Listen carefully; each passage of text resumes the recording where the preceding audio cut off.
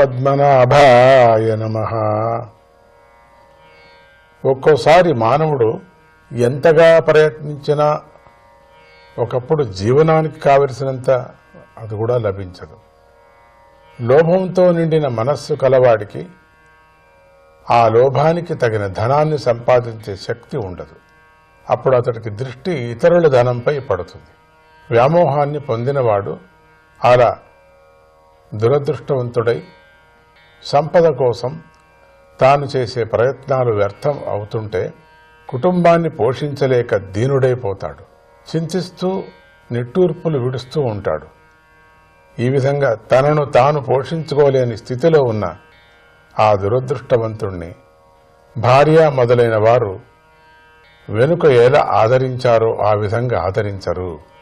దుట్టులైన కర్షకులు ముసలి ఎద్దును చూసినట్లుగా కుటుంబంలోని వారు యజమానిని నిర్లక్ష్యం చేస్తారు. ఆ స్థితిలో కూడా అతడు వైరాగ్యాన్ని పొందడు. శక్తి లేని కారణంగా పూర్వం తాను ఎవరినీ పోషించాడో వారి వల్లనే తాను ఇప్పుడు పోషించబడుతూ ఉంటాడు. ముసలితనం అతడి యొక్క రూపాన్ని చెడగొట్టి వివృతాకారాన్ని తెచ్చిపెడుతూ ఉంటుంది. అలా అతడు మరణం కోసం ఎదురు చూస్తూ ఇంటిలో పడి ఉంటాడు. ఇంటిలోని వారు కుక్కకు పడేసినట్లుగా తనకు విసిరే అన్నాన్ని అతడు భుజిస్తూ ఉంటాడు. అజీర్ణం వల్ల జఠరాగ్ని మందగించి ఉండటంతో అతడు ఎక్కువ తినలేడు. అందువల్ల పనిని చేసే శక్తి తగ్గి ఒకే చోట పడి ఉంటాడు. ఊపిరి పైకి తన్నటం వల్ల అతని కళ్ళు పైకి ఉబికి వచ్చినట్లుగా కనిపిస్తాయి. కఫం అతని నాడులను మూసేస్తుంది. దగ్గు ఆయాసంతో కష్టపడుతూ ఉంటాడు. అతని కంఠం గరగరా శబ్దం చేస్తూ ఉంటుంది.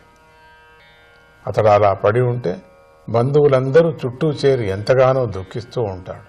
అతడు మృత్యుపాశానికి చిక్కి ఉండటంతో వారు పలకరించినా బదులు చెప్పలేకుండా ఉంటాడు. అలా అతడు శక్తి ఉన్న సమయంలో కుటుంబాన్ని పోషించటంలోనే మునిగిపోయి ఇంద్రియాలపై విజయాన్ని సాధించే ప్రయత్నం చెయ్యడు. ఇప్పుడు అంతిమ దశలో బంధువులు చుట్టూ చేరి రోధిస్తూ ఉండగా అధికమైన నొప్పితో బాధపడుతూ బుద్ధిశక్తి నశించిపోయి చివరకు మరణిస్తాడు. అప్పుడు యమదూతులు అతన్ని కనిపిస్తారు. కోపంతో నిండిన వారి కన్నులు భయాన్ని కలిగిస్తూ ఉంటాయి.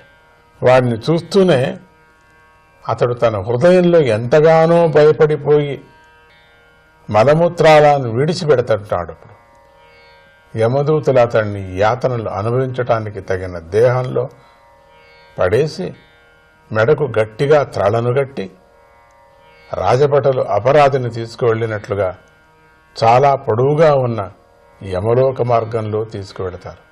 వారి యొక్క బెదిరింపులతో అతనికి గుండె పగిలి వణుకు పడుతూ ఉంటుంది.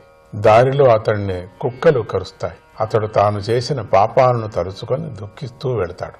ఆ జీవుడిని తీవ్రమైన ఆకలి దెబ్బలు బాధిస్తూ ఉంటాయి. సూర్యుడి వేడి దావాగ్ని సుడిగాలులు అతన్ని పీడిస్తూ ఉంటాయి. నడిచే త్రోవలో కాలే ఇసుక ఉంటుంది. దారి మధ్యలో విశ్రాంతి స్థలం కానీ త్రాగేందుకు నీరు కానీ ఉండవు. యమదూతలు కొరడాతో వీపుపై కొడుతూ ఉంటారు. నడిచే శక్తి లేకున్నా జీవుడు అతి కష్టం మీద ఆ దారిలో ముందుకు సాగుతూ ఉంటాడు. అది వేరే శరీరం. ఆ శరీరాన్ని ఇచ్చారు యమధర్మ. మళ్ళీ ఆ శరీరాన్ని ఇచ్చి ఆ శరీరానికి ఇక బుద్ధితో పాటు ఉంది కదా కర్మ, అదే అనుభవిస్తున్నది ఈ శరీరం ద్వారా, ఈ మాయా శరీరం ద్వారా. వాడు ఎన్నో యాతనలు పడుతున్నాడు. ఇంతవరకు మనం అనుకున్నాం కదా, ఇవన్నీ యాతనలు పడుతూ దుఃఖిస్తూ అక్కడక్కడ మూర్చిగిల్లుతూ మళ్లీ కొరడాలతో దెబ్బలు తింటూ తాను చేసిందంతా జ్ఞాపకం తెచ్చుకొని ఏడుస్తూ వెళుతూ ఉంటాడు. అక్కడక్కడ దారిలో మూర్చబోతూ మళ్లీ లేచి నడుస్తూ ఉంటాడు. అలా పాపులకు తగినట్లుగా చీకటితో నిండిన ఆ దారిలో యమదూతలు జీవుణ్ణి నడిపించి యమలోకానికి లాక్కొని పోతారు. యమలోక మార్గం పొడవు 99,000 యోజనాలు. ఈ దూరాన్ని యమదూతలు 2-3 ముహూర్తాల కాలంలో తీసుకొని వెళతారు. ఆ యమలోకంలో జీవుల ప్రేగులను వారు బ్రతికి ఉండగానే కుక్కలు గద్దలు పీక్కు తింటూ ఉంటాయి. పాములు తేళ్లు అడవి ఈగలు కరుస్తూ వారి దేహాన్ని పీడిస్తూ ఉంటాయి. జీవుల ప్రతి అవయవాన్ని అక్కడ ముక్కలు ముక్కలుగా కోస్తారు. ఏనుగులు మొదలైన జంతువులతో తొక్కిస్తారు. కొండ చివరలను నుంచి క్రిందికి పడదోస్తారు. నీటిలోనూ గోతరులోనూ ముంచి నొక్కి పెడతారు. ఎంత యాతనలో చెప్పలేము, ఎంత యాతనలో. అన్నీ ఏమీ లేవు అక్కడ, అన్ని మాయ. కానీ అనుభవిస్తున్నాడు. అనుభవానికి ఆ జీవికి అనుభవం వచ్చేటట్టుగా చేస్తున్నారు వాళ్ళు. అక్కడ ఏమీ లేవు, అక్కడ నిజంగా ఏమీ లేవు అక్కడ. కానీ ఈ అనుభవం వచ్చేటట్టుగా ఆ కల్పన మాయాశక్తితో వాడికి యమ యాతనలు పెడుతున్నారు. పరస్పరం ఆసక్తితో అధర్మం చేసిన స్త్రీ పురుషులు దానికి తగిన యాతనలు అనుభవిస్తున్నారు. తామిశ్రము, అంధతామిశ్రము, రౌరవము మొదలైన నరక యాతనలున్నాయి. అమ్మా, స్వర్గం నరకం అనేవి ఇక్కడే ఉన్నాయని కొందరు అంటారు. నరకానికి సంబంధించిన యాతనలు మనం ఇక్కడే కనిపిస్తున్నాయి.